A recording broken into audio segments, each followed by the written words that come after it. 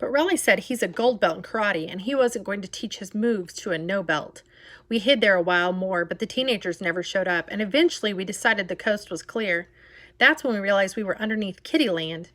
So there was a whole new batch of victims for our dollar bill trick right above our heads, and we got a much better reaction out of these kids than we did from the teenagers.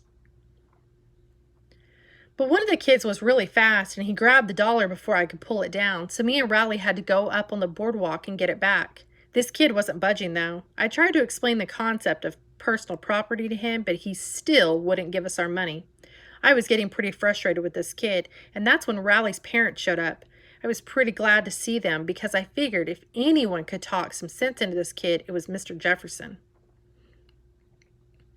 But Mr. Jefferson was mad, and I mean really mad. He said he and Mrs. Jefferson had been looking all over for us for the past hour, and they were ready to call the police to report us missing. Then he told us we had to get in the car, but on the way to the parking lot, we walked past the arcade. I asked Mr. Jefferson if we could please have another dollar since we never did get to spend that one he gave us. But I guess that wasn't the right thing to ask because he took us back to the car without saying a word. When we got back to the cabin, Mr. Jefferson said me and Riley had to go straight to our room. That really stunk because it wasn't even 8 o'clock and it was still light outside. But Mr. Jefferson said he had to go to bed and that he didn't want to hear a peep out of us until morning. Riley was taking it really hard. From the way he was acting, I don't think he's ever been in trouble with his dad before.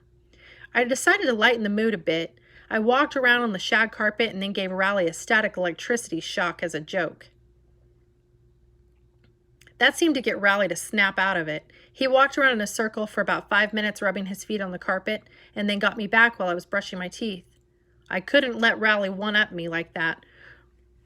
So when he got into bed, I got his Bobby balloon, pulled back the giant rubber band, and let it rip. If I had to do it again, maybe I wouldn't have pulled back so hard.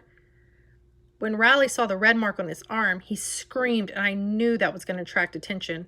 Sure enough, his parents were up in our room in 5 seconds.